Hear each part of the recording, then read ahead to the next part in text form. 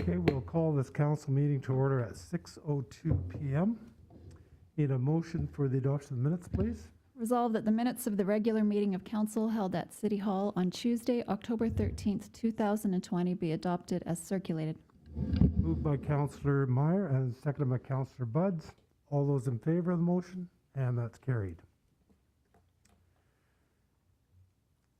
So this evening, we're going to do swearing in of our new youth member of council for 2020-2021.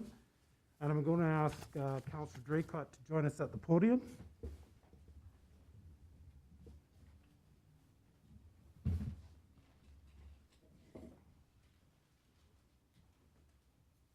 Councillor Poole, I'll ask you to take the podium.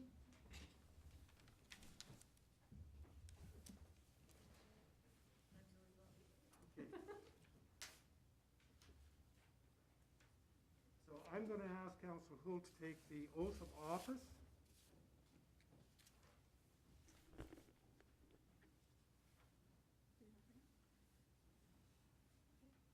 I, Jacinda Houle, do solemnly swear that I will diligently execute the position of the youth member of council and will, to the best of my ability, uphold, promote, and support the ideas, activities, and constitution of the Council of City of Portage la Prairie. I will serve as a positive role model, leader, and voice for the student population and will represent the City of Portage la Prairie as well as I possibly can. Congratulations.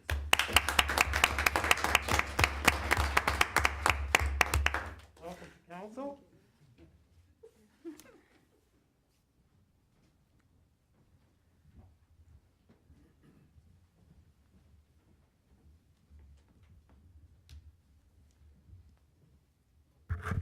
I just want to comment that Councillor Hu will be our 6th youth member of council in the time we've been doing this. And we had our initial meeting last Thursday, and I could tell you that we had 3 candidates this year. They were very, very high quality candidates. And I'm really looking forward to council working with our newest member of council for the coming year. And it's going to be certainly a challenging year, but we're going to see some really, really great things. So on behalf of council, I welcome you to council chambers. Moving on, we have no delegations this evening. We'll open the public hearing for variation 7020, and this is for Vertex Construction Limited. Is there anyone here to speak to the hearing, for or against?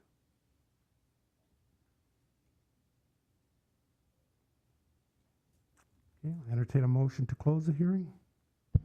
Thank you, Your Worship. Be it resolved that the public hearing for variation PC 70-20 for Vertex Construction Limited for 362 and 372 Oxford Common, lots 15 and 16, plan 58-988 in the parish of Portage la Prairie now be closed. Moved by Councillor Meyer and seconded by Councillor Buds. All those in favor of the motion, and that's carried. Okay, council, in front of you from the Planning and Economic Development Committee, you will see a request for variation from Vertex Construction Limited. The issue is to vary the north side yard requirement of 3 meters to be reduced to 2.1, the south side to be reduced from 3 meters to 2.1 as well, and the maximum site coverage requirement of 40% to be increased to 42%. Alternatives to approve the variation application or to deny the variation application. Some of the background, Vertex Construction Limited is applying for a variation order to allow the following, as I've just previously described. In the past, council has approved similar variances, and the minutes are there for your reference. For your information, the building is in an R2 two-family dwelling zone. The application has been circulated to various city departments with no concerns, and public notices have been sent to all property owners within a 100-meter radius, and as you can see, there are no objections. So it's administrative recommendation, and I so move that the Council of the City of Portage la Prairie approve the variation request of Vertex Construction Limited to vary the following. North side yard requirement of 3 meters to be reduced to 2.1 meters. South side yard requirement of 3 meters to be reduced to 2.1 meters. And maximum site coverage requirement of 40% to be increased to 42%. At the property known as 362 and 372 Oxford Common, which is legally described as lots 15 and 16, plan 58-988 in the parish of Portage la Prairie. Moved by Councillor Meyer and seconded by Councillor Buds. Any questions or comments on the motion? All those in favor of the motion? And that's carried. That's our only public hearing this evening, so we're going to move into committee. First up is Finance Legislative Property Committee. Councillor Buds, please. Thank you, Your Worship. One small item here. Council did approve for first reading the Council Code of Conduct at our last meeting. And just as a reminder, as per the Municipal Amendment Act, which was an act that was intended to strengthen the codes of conduct for all council members across the province, indicated that all municipal councils must pass a code of conduct bylaw by November the 1st. And we did have a bylaw here at the city, and it was the city's council's code of conduct. And now this new bylaw will replace that and will include also training that all of us will have to embark upon within the first 6 months, and that's online. And we will also have to attest to it annually that we adhere to the code of conduct. So it is a recommendation of your committee, and I so move that the Council of Portage here approve bylaw number 20-8714 be given second reading. Moved by Councillor Buds and seconded by Councillor Espy. Any questions or comments on the motion? All those in favor of the motion? And that's carried. And finally, that Council Code of Conduct bylaw 20-8714 be read a third time, finally passed, signed, and sealed. Moved by Councillor Buds and seconded by Councillor Espy. All those in favor of the motion? And that's carried. And that does conclude my report. Thank you, Councillor Buds. Councillor Meyer, City Planning and Economic Development Committee. Thank you, Your Worship. Other than a small item further down in the agenda, the City Planning and Economic Development Committee has nothing to report. Thank you. Community Services Committee, Councillor Draycott, please. Thank you, Your Worship. Nothing for Community Services Committee at this moment in the agenda. Thank you. Waterworks Committee, Councillor Wall. Thank you, Your Worship. Nothing to report at this time. Thank you. And Transportation Committee, Councillor Espy. Thank you, Your Worship. The Transportation Committee has nothing to report. Thank you. Public Safety Committee, Councillor Knox. Thank you, Your Worship. Nothing from Public Safety in this portion of the meeting. Thank you. We have no deferred business this evening. However, we have a number of items of new business. First up is September building reports, and this is for information, and this is City Planning and Economic Development Committee. Councillor Meyer, please. Thank you, Your Worship. Council, as you can see before you, there's actually two reports, the building report for September of 2020. But as usual, what I'd like to draw your attention to is the combined building report for September of 2020. When we talk about Portage la Prairie Planning District and the permits, we do talk from a regional perspective. Just shows the strength between both the RM and the city of Portage la Prairie. So just want to point out a couple of quick things. You will notice that the amount of permits are actually up compared to last year at this point in time, which is a very positive sign. You will notice that the dollar total is down, not substantially, but down a little bit. But I just want to point out that probably the largest increase that you're going to see is in the residential development, especially from the new double and the new multi residential areas. So those are quite up considerably. Really nice to see. In addition to, you'll start to see some renovation projects that have gone on, not only there, but in the commercial and industrial sectors as well. And that is my report. Thank you, Councillor Meyer. WPCF upgrading status, and this is Waterworks Committee. Councillor Wall, please. Yes, Your Worship. I think most of what's in this report was covered this evening during the in-camera. But part of it is the preparation of a concept plan for maintenance shop and staff facility at the Operations Department Public Works Yard, which will be needed by the city when the Water Pollution Control Facility contract operator takes over the Water Pollution Control Facility site, and those facilities are no longer available to the city. Federal and provincial funding under the ICIP program will not be increased for this work. And I think the rest of it is just kind of rehashing things we heard this evening. That's all I have to report. Thank you, Councillor Wall. Next item of new business is fire protection grant proposal, and this is public safety. Councillor Knox, please. Thank you, Your Worship. We just have an item to bring forward that does require resolution from council in order to move forward. And the issue is to submit a proposal to the province of Manitoba for a fire protection grant to assist with the strengthening of our fire protection capacity of the Portage Fire Department. The province of Manitoba is offering a fire protection grant to municipalities, mutual aid districts, and eligible Northern Affairs communities to assist with costs associated with fire protection in the community. Administration would like to submit a proposal requesting assistance with the purchase of a frontline pumper for the Portage Fire Department. The pumper that meets the needs of the department is estimated to cost approximately $700,000. The City of Portage has budgeted towards the purchase of this truck. However, any assistance that may be provided would be beneficial to the citizens of Portage la Prairie.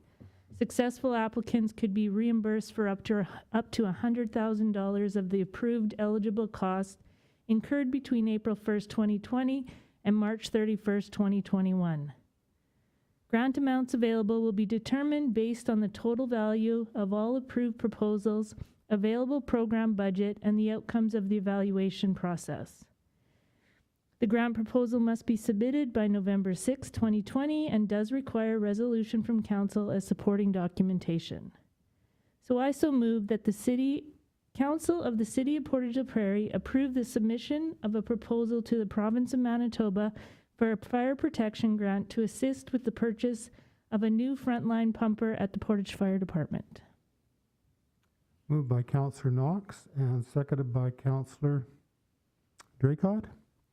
Any questions or comments on the motion? Just one question, Councillor Knox. So in terms of timelines on purchase of this pumper, if we ordered it next month, how long would it take to get it? It could take us up to a year to get a type of truck like this because it takes a long time to build them. They're not just readily available on a lot, that sort of thing. So we want to be ahead of the game for sure. Okay. And the existing fire truck, what kind of shape is it in? Well, it's interesting. I had a discussion, I believe, with Councillor Wall, who said he was one of the first ones to drive the old truck. So I think it's probably due for an upgrade. Okay, good enough. Any further questions or comments on the motion? Hearing none, all those in favor of the motion? And that's carried. Next item of new business is quarter reports. And first up is City Planning and Economic Development. Councillor Meyer, please. Thank you, Your Worship.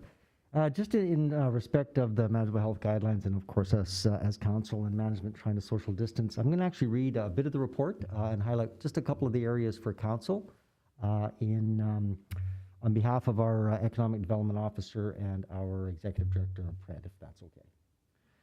So every time we talk about economic development, we talk about building permits and so on. It's kind of all related. So it really kind of gives me the exciting time to be able just to talk about PRED a little bit. Sometimes PRED, which stands for Portage Regional Economic Development, it's kind of like the hidden friend because it's not really out there promoting itself. It basically, a lot of the economic development that happens throughout Portage, PRED somehow has a bit of a hand in it, whether it's putting them to the right area, helping them do some things. So I just want to kind of just touch on the report that our Executive Director has put together here. And for those that aren't aware of what actually PRED is, and sometimes, as they say, they're kind of the hidden friend, is they're known as, of course, as PRED, which advises and makes recommendations and actions, matters pertaining to economic development. We also know that these are not included, or which includes but not are limited to economic development initiatives, incentives, current business climate, business attraction, which we've seen a number of, and retention, community economic development, business retention and expansion, marketing opportunities, and many other issues. But they also assist with providing input and expertise on ways to encourage and help businesses and individuals to invest, retain, and expand in the region of Portage la Prairie, where they, of course, support businesses to create jobs, diversify, which ultimately, at the end of the day, increases the tax base. So in short, the economic development, it is the economic development arm for the RM and for the city as well. And just to highlight some of I guess some of the successes from the last quarter, it's been very, very productive. A couple of the opportunities that Pred has had to present was to the Portage Learning and Literacy Center, the Portage la Prairie Local Immigration Partnership Strategic Council, and also was able to give a presentation at the Winnipeg Real Estate Forum promoting the great opportunities that Portage la Prairie has. So in essence, we are starting to get our name out there in the entire province. We also continue to work with the Portage la Prairie Local Immigration Partners Housing Committee and their Employment and Entrepreneur Committee as well. And in addition, work very close with the Portage and District Tourism Committee and the Portage Economic Response Team. So just quickly, some of the successes again in there were continued work on communication throughout with the business community and respond to any requests of service. Have worked closely with the City of Portage la Prairie, the Province of Manitoba, and the new expansion project announced by Avena Foods. Received a grant from Travel Manitoba of $20,000 to implement a marketing plan for the tourism industry in Portage la Prairie, and that's as a direct result of COVID-19. And also they continue to work with the Portage Economic Response Team in combating COVID-19 issues. The only thing I want to point out as well is that and I'm not sure when the time we start to come out of this COVID, but I know that they've been instrumental in working with and helping create the Portage Economic Response Team, which there's a number of projects that are on the go. So the one project I just want to bring to the forefront again is we know in these times, shopping local, I think, supporting our businesses is important all the time, but even more so now.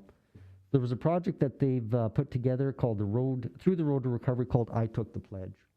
So I just want to kind of bring it to the forefront. Once again, it says, as we continue to combat COVID in Q4 of 2020, and as you venture back into our community safely and following guidelines, we ask you to basically go to our website and take the pledge. That information will hopefully be up on the media sites, also on our city or on our Portage Regional Economic Development site as well. So that's kind of all I wanted to point out. The rest of the parts of the report are some of the other committees and some of the projects that are going on. And I'll leave it on that unless there's some questions. Any questions for Councillor Meyer? And that's the end of my report. Thank you, Your Worship. Thank you for that report on our hidden friend, Fred. Next up, Community Services Committee, Q3 2020 reports, and there's a number of them. Councillor Draycott? Almost forgot to push my button. Yes, thank you, Your Worship. My first report is from the Heritage Committee. The Heritage Committee through the Q3 actually had lots of things that they were part of. There was the restoration of the Wallace Mausoleum, and so that has been a long ongoing project, but there was some good work put into that during the Q3. That Wallace Mausoleum will actually be dedicated as a national place of mourning for victims of the Spanish flu in spring, I assume, 2021. The Heritage Committee also launched their book, which we were able to get a sneak peek of as council at one of our council meetings. So it's a historical photographs of Portage la Prairie book. The launch was actually held in conjunction with Fort Laurier Museum at the museum grounds. Just due to COVID, it was a great place for them to hold the book launch and be able to social distance. We do have copies of that book still actually available at City Hall and at McNally Robinson locations in Winnipeg, but they do note that they have sold half of them already. So that's good work for the Heritage Committee there. Mr. Kostachuk was actually a keynote speaker at the Manitoba Heritage Summit on the topic of rural heritage challenges and opportunities during the Q3.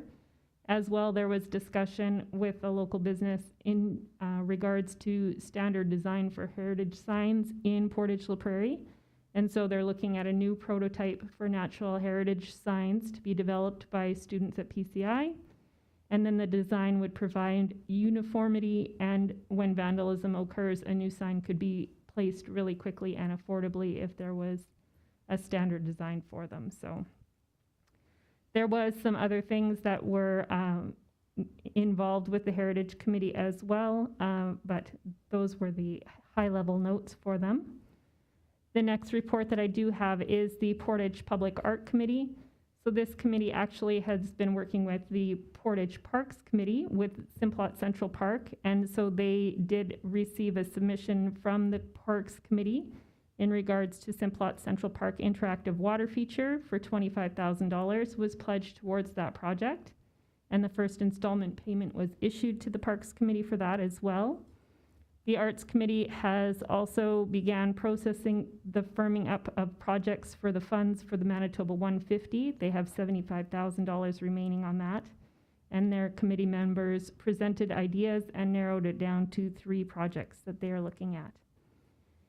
They are beginning to receive quotes for 2 different businesses on the final 3 selections for the remaining Manitoba 150 funds coming up this quarter. And then moving on to the Parks Committee, we actually saw some big achievements for the Parks Committee this quarter as well. They received 3 submissions for the artistic component that we referenced in the last report for the McCain Interactive Water Fountain. And the submission that was accepted was actually Brent Fraze of Portage la Prairie. And so his artwork will be displayed on the interactive water feature that actually was put in place in the 3rd quarter, which was awesome for the Parks Committee as well. They also participated in the Tim Hortons Smile Cookie campaign in the 3rd quarter, and that fundraising will actually go towards their proposed skate park at Simplot Central Park as well. So we did see construction begin on the McCain Interactive Fountain at Simplot Central Park, and fundraising also started on the skate park for Simplot Central Park, all in the same quarter. So a very busy quarter for the Parks Committee. And then my 4th report that I do have is for PCRC. I do know that Miss Victoria Espy is here. If she's able to come up, I would be happy to clean the podium for you so you could give us a brief report about the happenings in this quarter.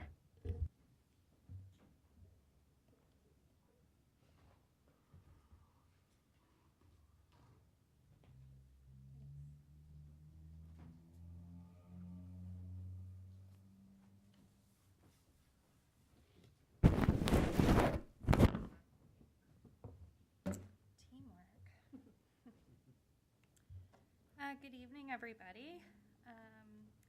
I'll just scroll through my report.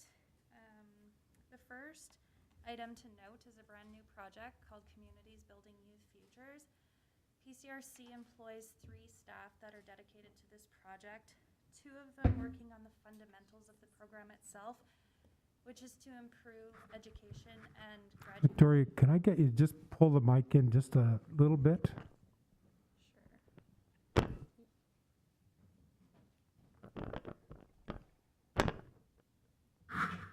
Is that better? That's much better. Okay. Great.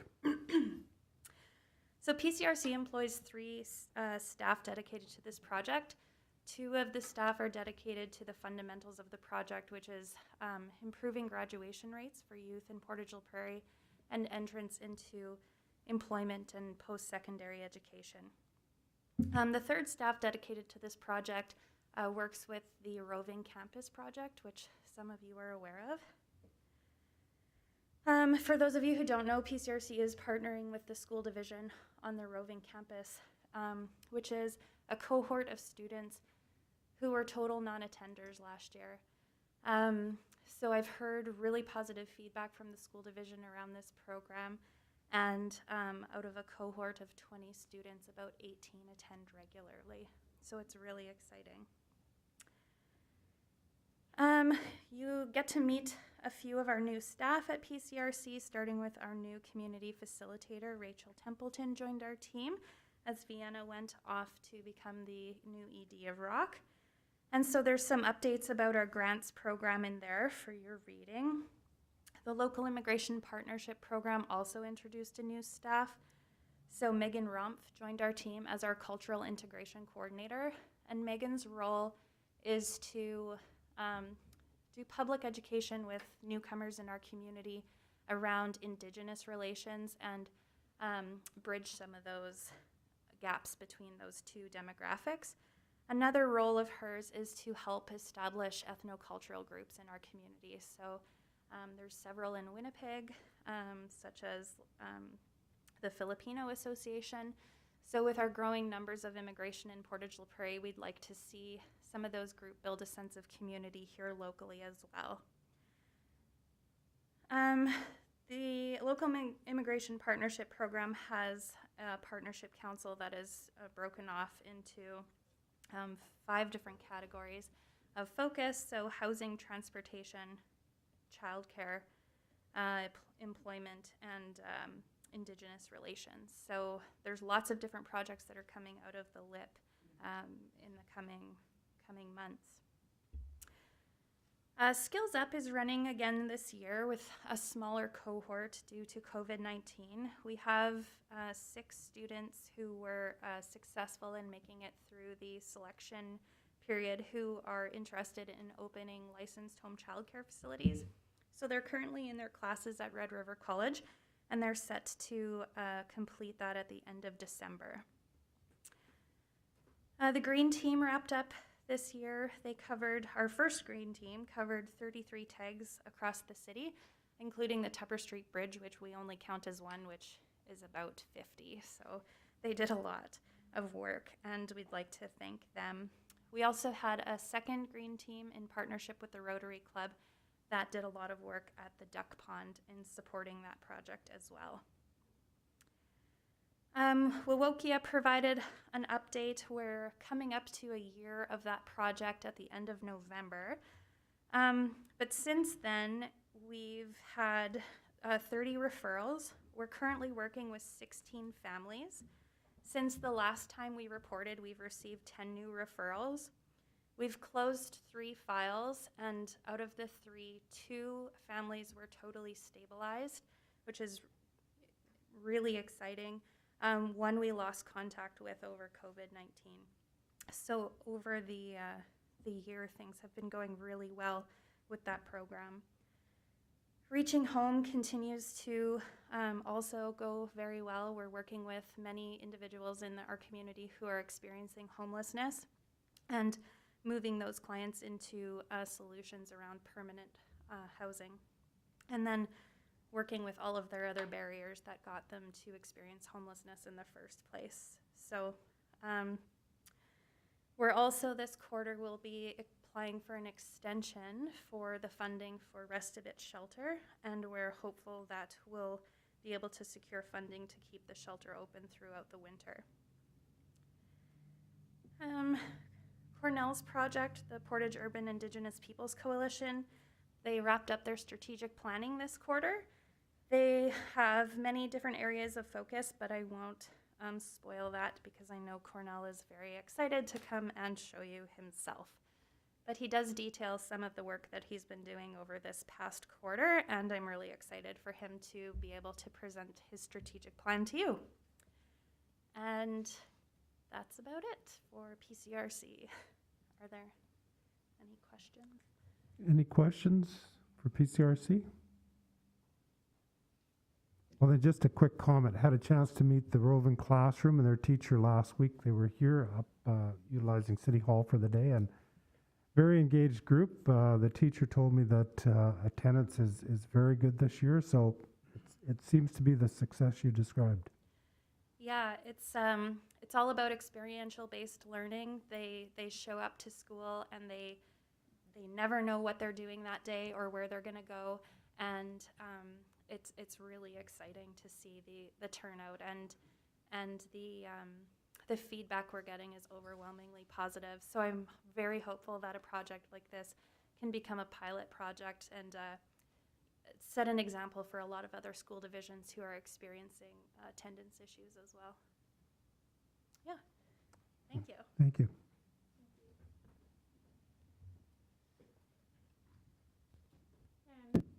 That is all I have for community reports for the third quarter. Thank you, Councillor Draycott. Waterworks Committee, third quarter 2020 reports. Councillor Wall, please. Yes, Your Worship.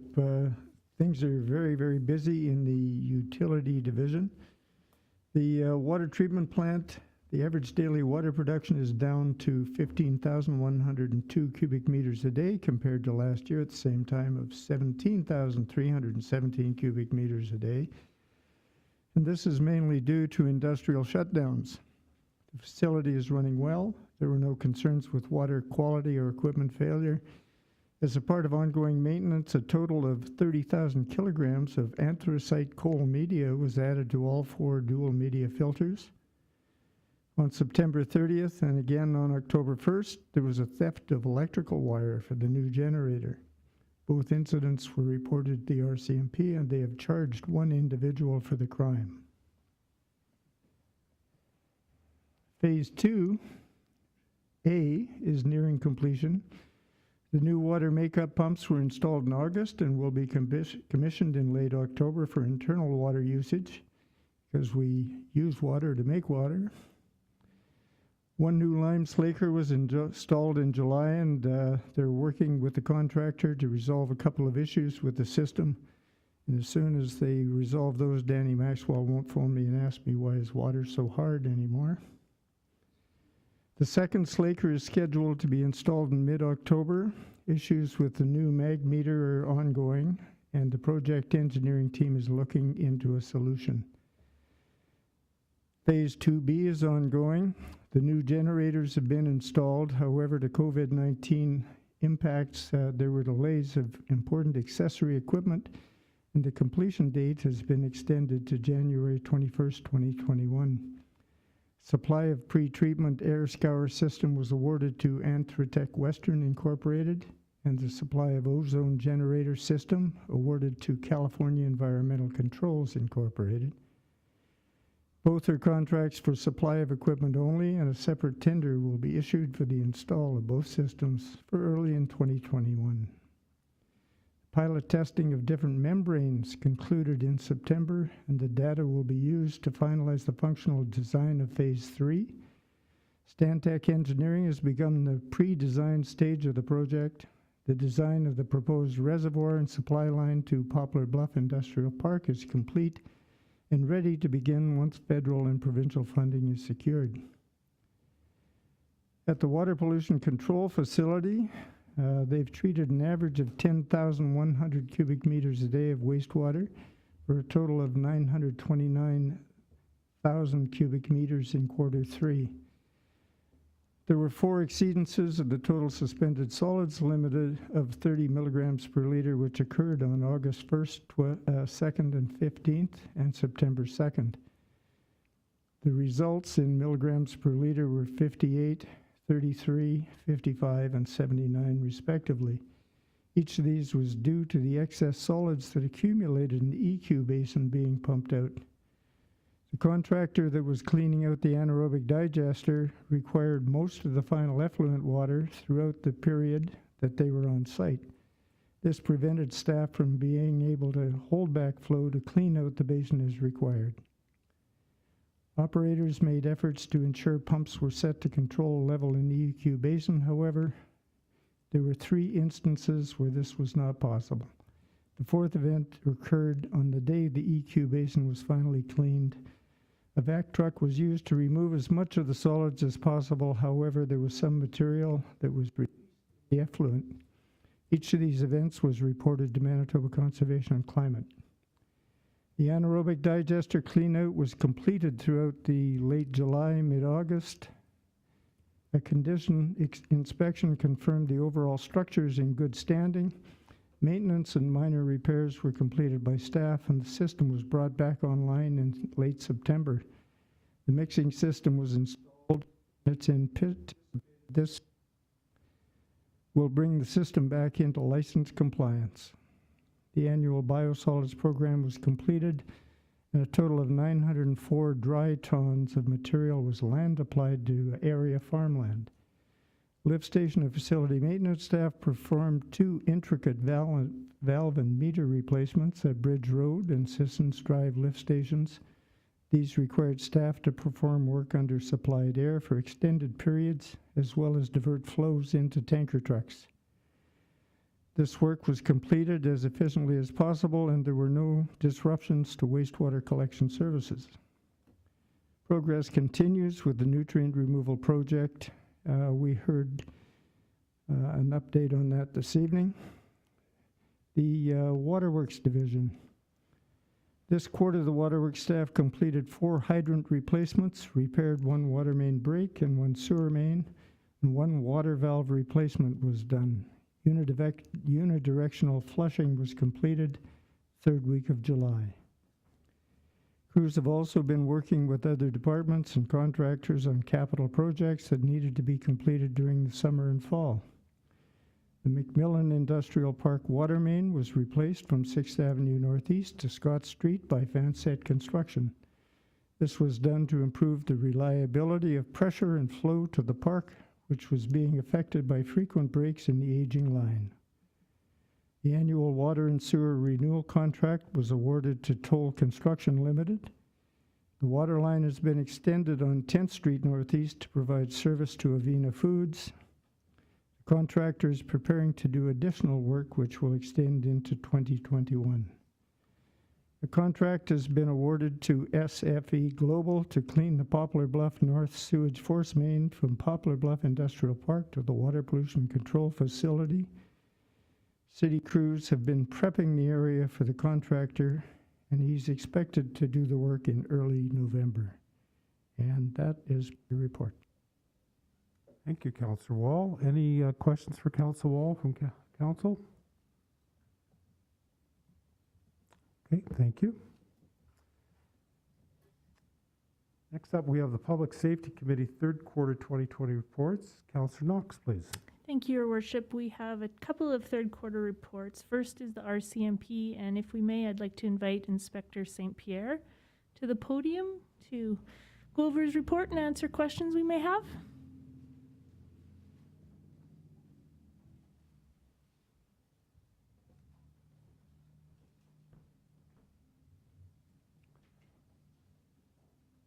Welcome back, Inspector. Thank you. Good evening, everyone. For this quarter, we provided you with the second quarter report. I won't go through it extensively, but I will touch on a couple of points. You'll notice that since the last quarter, person crimes have gone up. We attribute this to meth recently being available after it was unavailable during the COVID closures to local communities. Foot patrols are significantly down as well, property crime are significantly down as well, attributing that to the foot patrols that we were proactively doing. Through our offender management program, we've been able to get in front of the theft of motor vehicles and break-and-enters. However, moderately speaking, mischiefs are still a little higher than normal, relatively, and that's often a seasonal thing. Die down as the weather gets colder.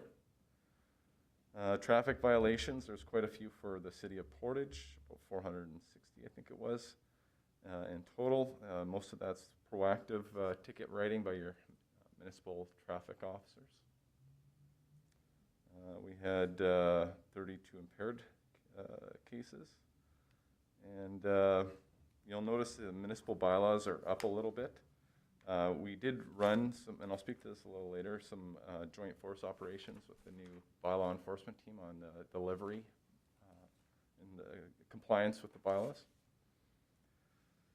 You'll notice that the provincial and federal statutes are up a little bit, and that is a result of additional requests for COVID, PHA, Public Health Act, follow-up and inspections, charges with regards to people being non-compliant. That seems to have come up and been more of a priority with regards to our involvement as the numbers continue to spike. We have had a good increase on criminal code, other criminal code, which is usually the breaches of court conditions. And that's again attributed to the offender management program that we have, where we have officers proactively checking them. Prisoners lodged is relatively the same as the other quarter. And because our front counter is still closed, we do have a slight less number of common police activities. So there's a couple points I wanted to draw your attention to.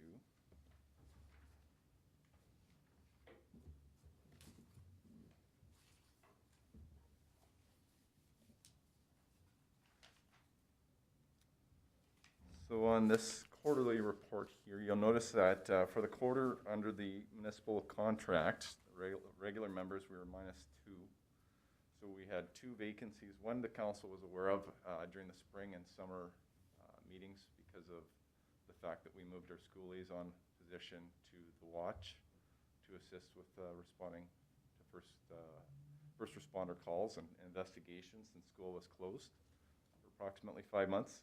And the other one is we were supposed to have a cadet attend that was going to fill that vacancy, and he decided to resign upon graduating from depot. So that accounts for that variance there. We also have one municipal employee vacancy you'll notice, and that's due to a mat leave. She'll be back next month.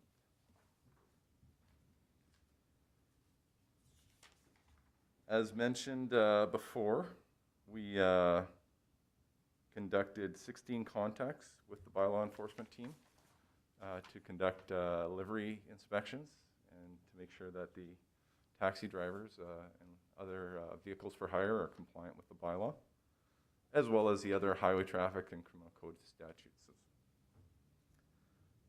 We had 60 foot patrols during this quarter to address a lot of the business crime.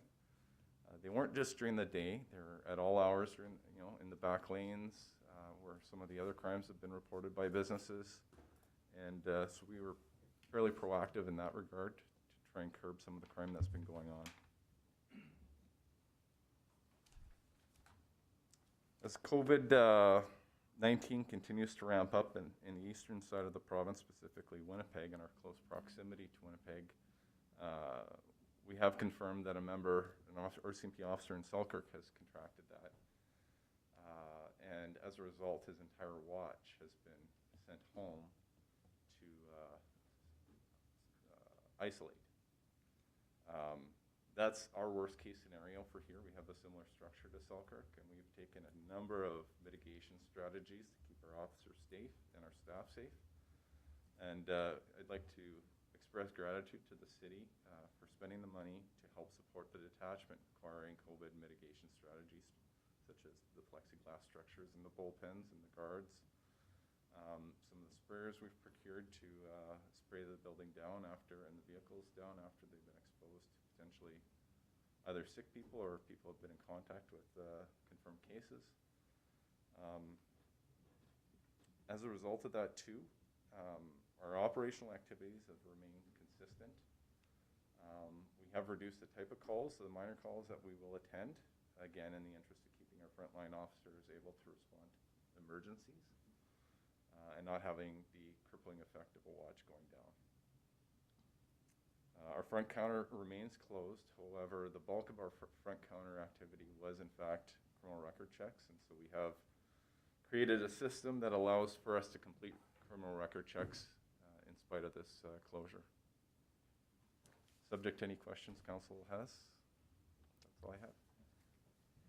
I have a couple questions.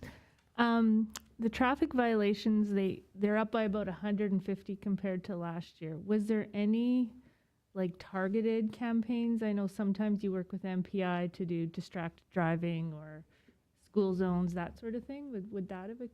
Absolutely. As summer came away and the province lifted a lot of the restrictions, a lot of the programming cooperatives with Manitoba Public Insurance were allowed to resume. We conducted a number of various school zone blitzes in September to make sure that people were abiding by the speed in the school zones, cell phone blitzes, impaired blitzes. This doesn't really apply to the city, but in the RMs we did gravel road patrols to increase our presence in the rural. So there's a number of different initiatives that don't cost the municipalities or the city any money and allows our officers to get out there proactively and have a better presence. So thank you to MPI for that. My other question is Saturday, Halloween falls on a Saturday this year, which can tend to lead to a little more mischief in our communities. And I do know with COVID that we're going to see people maybe not handing out treats if that's their choice, that sort of thing, but that means lights off. Any tips or suggestions for community members just to keep themselves safe and on a night like that? For the most part, just ensure that if they are trick-or-treating, they wear reflective coatings, clothing. And really the public health suggestions that have come out with regards to distributing treats and receiving treats are the best practices at this point with the knowledge the health authorities have on the current COVID situation. Of course, every year we want to make sure that the kids are aware of the house they're attending. They travel in groups to less likely be victimized while they're trick-or-treating. And as far as the crime that usually happens, it often precedes Halloween, the night before Halloween. Mhm. And so we do have extra patrols on both nights. And so that has been accounted for and planned for. Perfect. That's all I have. Councillor Budd, you had a question? Yeah, just a quick question. Thank you, Inspector. You painted a bit of a scenario there in Selkirk. Can you enlighten council? You said crippling effect if we had a watch go down in Portage. And so how many members does that represent? And what would be the mitigating factors the RCMP would put into place to deal with, obviously, like you had described, the crippling effect here in Portage? Well, the effects generally could be, we have 7 members per watch. So regular members, RCMP officers. And then we also have support staff that work in the office with them. Depends what time of day they're working. There would be additional administrative and operational support there, such as myself. If it's a Friday, Saturday night, we have double watches, so it could be 2 watches going down. So that's kind of a perspective of why it's so important to ensure that we're abiding by the strict provincial guidelines, but also the internal guidelines we've put in place. Because obviously public safety is our #1 priority, as well as criminal investigations that are both person-related and serious property-related. The mitigation strategies that we have in place is we have a reserve corps of officers in headquarters that are able to come out on short notice and provide relief should that happen. And they've been used throughout the province over the last 5 months that we've been experiencing this COVID. I'm hoping it's not a matter of when, so much as a matter of if it goes down, but we do have mitigation strategies in place to ensure that core policing services are minimally affected. Thank you. Any further questions from council? Okay, thank you, Inspector. Thank you. Thank you. The next report is on bylaw, and so therefore I'd like to invite our Director of Public Safety up, and I believe I may have saw someone from bylaw here as well.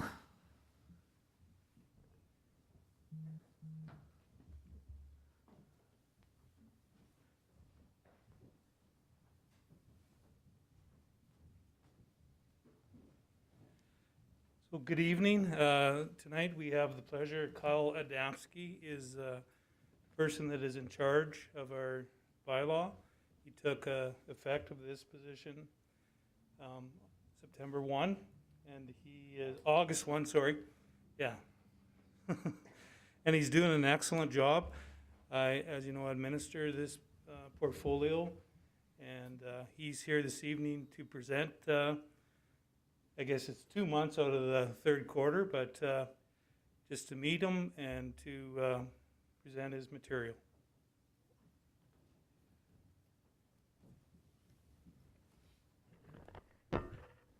Thanks, Phil.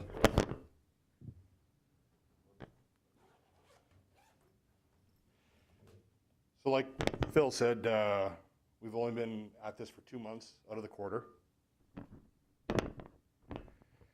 There was no stats available from the commissionaires that were left for the month of July, so we're just in this report, in the third quarter report, everything's just coming from our activity during the month of August and September. August 1st, 2020, Serious Protection took over the bylaw enforcement, time limit parking, and animal control from the commissionaires. Transition went smooth. Phone lines got switched over, all the equipment got transferred over. There was no issues there. We brought over Crystal Malt as our ACO, our animal control officer, and we brought on a new bylaw officer who unfortunately is still out due to health concerns. So I brought up his replacement, Dan Matthews, and both Dan and Crystal have been doing really well in the office. I handle all the after hours calls, weekend calls. That keeps me pretty busy. Day-to-day operations, I brought up one of my support staff, Jessica McRae. She does all our in-office communications with City Hall, emailing back and forth, booking contractors, and she'll hit the street as well doing duties with the BLO and the ACO.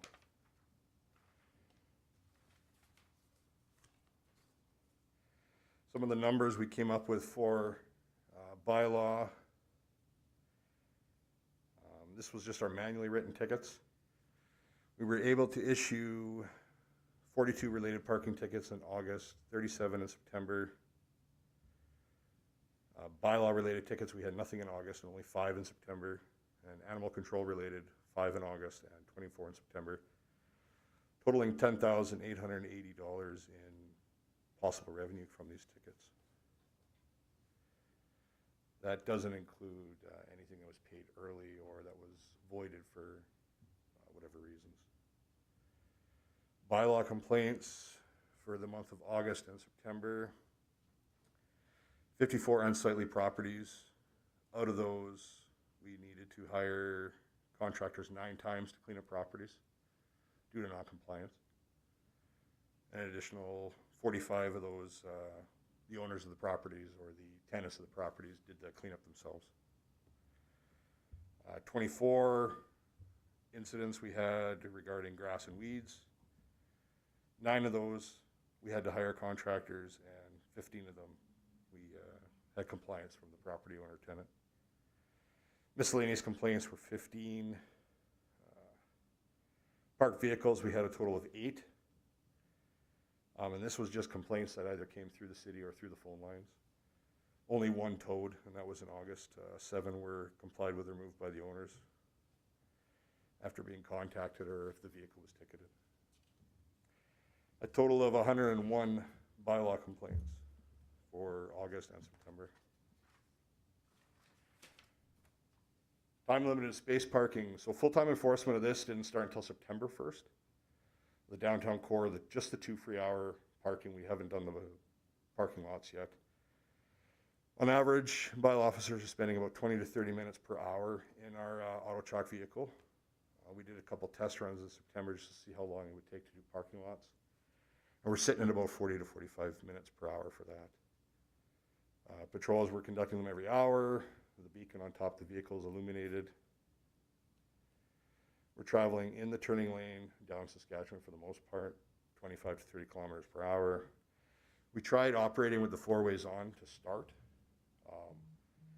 But couldn't use the turn signals, and it was getting quite confusing on the roadways for some people, so we just travel with the beacon on the roof on and then use turn signals as appropriately. U-turns being conducted as per city bylaws. We had some complaints about where we were doing our bylaw or where we were doing our U-turns, so we spread out a little bit further and started doing them outside the downtown core just so we weren't interrupting traffic. Auto chalk counts. July, August, obviously nothing. September, we had 197 ticketed for over the 2-hour time limit. And then we started using the auto chalk vehicle for its other uses as well. So we were able to get 4 improperly parked,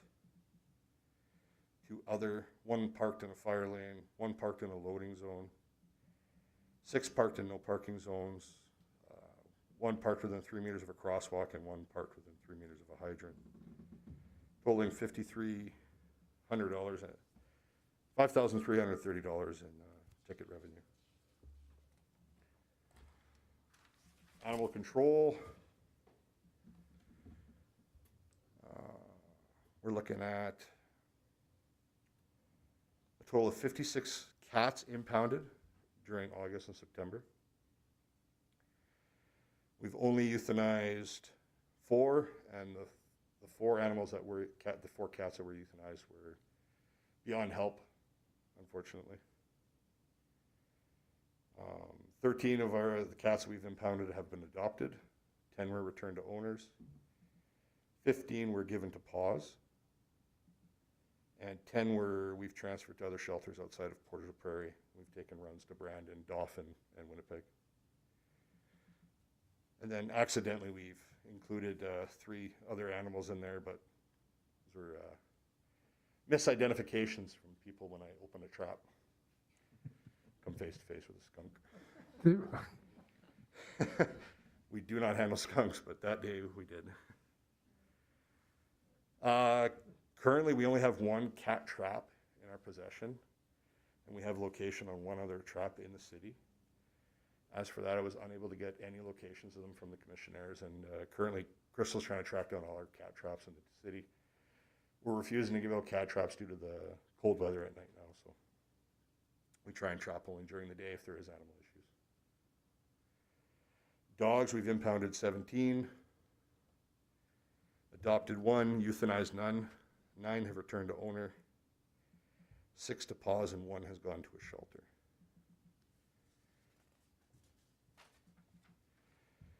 In total, we've dealt with 83 animal complaints, 7 noise complaints, 56 animals on the loose, 2 dangerous animals, and that was 2 animal bites, 1 in August, 1 in September. 15 impounded 15 impounds in total, and 3 general animal complaints. We've made in total 88 trips in August to the ARC and 79 trips in September to the ARC. In total, we've made 4 trips outside of Portage to shelters. Again, that was Dauphin, 2 trips to Brandon and 1 trip to Winnipeg. Back to the dangerous animals, we've had 1 bite incident in September led to a provincial search and seizure warrant. We executed that with the RCMP's assistance. Unfortunately, the animal was moved off the property before we could get any cooperation from the family. The child that was bit was okay at the end of the 2-week period. We still have not seen the animal, so we've been back to the property numerous times since then. Additional man hours that have gone into the program. In August, we put in 170 additional man hours and 176 in September. So this includes hours that I put in and Jessica, who does our frontline work at the office. These are hours that are above and beyond our contract. We haven't billed for them, but the office is so busy we've needed it. August, we've had 12 after-hour calls, and September was 15, for a total of 27. And that kind of sums up bylaw in the last 2 months. Going into October, we've seen more stats that could have been added to this. I do apologize. If there's any questions or any numbers that you need from me, please feel free to email the office or ask now.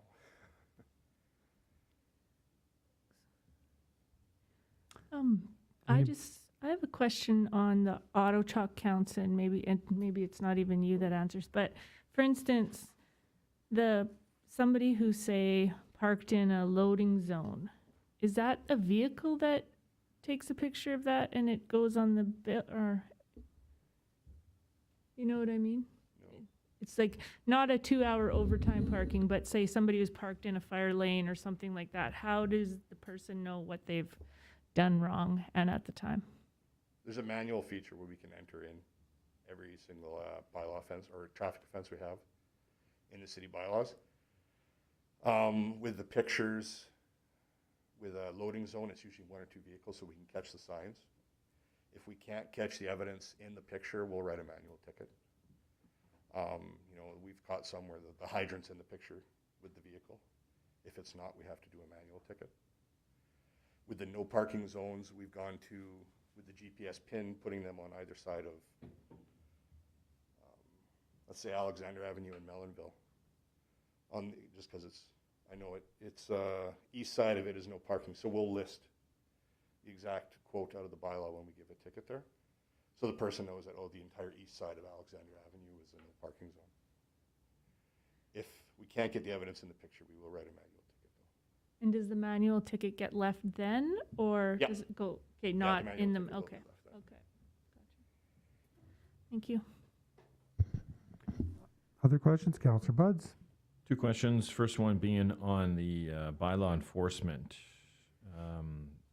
the report has indicated that we had 54 unsightly properties and 24 grass and weeds for the last 2 months.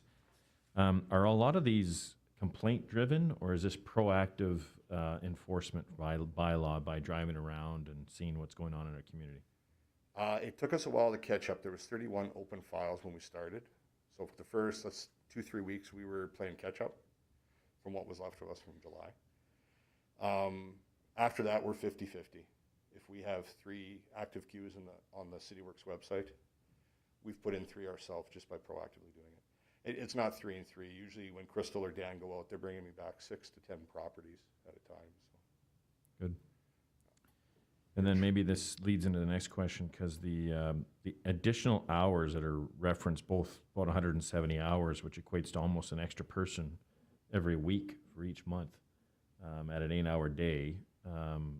Is it manageable under the terms of the contract to achieve the service levels that you're trying to achieve on the contract, or by these stats, you're indicating that in order to get this delivery of service, it's going to require more people? It took me a while to get kind of into the groove of thing. This was a new service. This month already, I've been able to tone back my hours, and we're still getting the same level of service, same issue of tickets. We do go out on weekends and evenings outside of the contract to issue tickets, so there will be more revenue generated that way. But as for the hours, my hours are now, I'm able to focus on my entire business rather than just bylaw. So they are coming down, but the level of service is still there. Okay, thank you. Other questions from council? Yeah, I have one more question. So these cat traps, so are you saying that they've just been set out in the city by commissioners or something, or do maybe citizens have them that we're not aware of? Citizens have them. So maybe a call out to, if you got one, let us know. It might be a good thing because, yeah, we have one in our custody and one we know where it is. Other than that, there might be 6 to 10 traps out there. I'm not too sure, but they are in residence homes. We don't just set them out. A citizen has to ask for the trap. They sign a paper where those papers are. There was a lot of paperwork that kind of went missing when the transition did happen.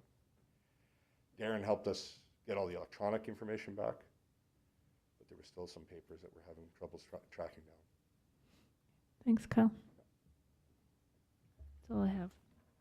Any further questions? I just have a comment, Mr. Dembski. Since you've taken over, I just want to comment on, and I don't have numbers to prove this, but I do have a number of phone calls and emails from citizens. I want to commend you on the high level of service that you have brought to this contract. One very recent example is last Wednesday, I received an email from a citizen complaining about concerns about a property line near his mother's in the West End, and replied back to him asking for the address and CC'd your people on it, and in less than an hour had a reply from your people. Well, we're down here, we're looking for the house. So that's an extremely high level of service compared to what we were used to. So I just want to thank you for all your efforts. I can see the extra effort that you're putting into it, and look forward to the future. Thank you. Thank you. Appreciate that. I appreciate hearing that because we get a lot of grief. That's for sure. Yeah, it'll be a thankless job some days, I'm sure. Thank you very much. That ends my reports. Thank you, Councillor Knox. So we have no old business for council this evening. We will adjourn council at 7:06. We're going to move right into committee. Committee is open to the public and it's open to the media. And it's also very brief this evening. So we'll call committee to order at 7:06 p.m. First up is Finance, Legislative and Property Committee. Councillor Buds, please. Thank you, Your Worship. I have one item for council's consideration and discussion. It is that time once again that we renew our funding agreement for Portage Regional Economic Development, or known as PRED. And so we have been in negotiations with our partner, the RM in Portage la Prairie. And so we do have a moderate change from the portion for the city is dropping from 75 down to 70, and the RM's portion is increasing from 25 to 30. And again, the objective of PRED does include that, and I know Councillor Meyer alluded to this too, that PRED will act as the economic development function for the city of Portage la Prairie and the RM, and it's really very much as a regional approach. We never look at this agreement as being solely look for what's for the benefit of the city or for the RM. This is a regional economic development approach, and as such, both municipalities do not fund in any great matter anything beyond PRED when it comes to economic development. Just some clarity here, the RM would handle it payroll and benefits, and we will continue to administer basic IT services. It's a 4-year period, and the rest of what we talked about is a little bit of the board of directors and some other housekeeping items. So that's all I had, and I will be presenting that at our council meeting of next, and it now is open to any questions that anyone might have. Councillor Knox? I'm just curious about the changes in the funding levels, where that came from. It was a discussion from the PRED board back to respective councils, an attempt to more accurately reflect some of the, the partnership and the spirit of true partnership is getting a little bit more parity as it relates to the funding. The board representation is 50-50, 3 members from the council of the city of Portage and 3 from the RM. So a little bit more alignment, and again, just in the spirit of this regional approach, doing some realignment on some funding. Excellent. If there's nothing else, that does conclude my committee report. Okay, thank you for that report on our hidden friend, PRED. City Planning, Act Development. Councillor Meyer, please. Sorry, Your Worship, thank you. The City Planning Economic Development Committee has nothing further to report. Thank you. Community Services Committee, Councillor Draycott. Thank you, Your Worship. I don't have anything on the agenda. However, I would like to allow Youth Councillor Houle to address council tonight if she would like. I know you won't have anything prepared as to what your plans are for the future, but if you have any words for us if you'd like, then feel free to say, and if not, that's okay too. Good for tonight? Okay, thank you. And that's all I have this evening, Your Worship. Thank you, Councillor Draycott. Councillor Wall, Waterworks Committee, please. Thank you, Your Worship. Nothing to report this evening. Transportation Committee, Councillor Espy, please. Thank you, Your Worship. The Transportation Committee has nothing to report. Thank you. And Public Safety, Councillor Knox. Thank you, Your Worship. Nothing from Public Safety and Committee tonight. Thank you. There's no other issues for committee, so committee is adjourned at 7:09 p.m. Thank you for coming out, everybody.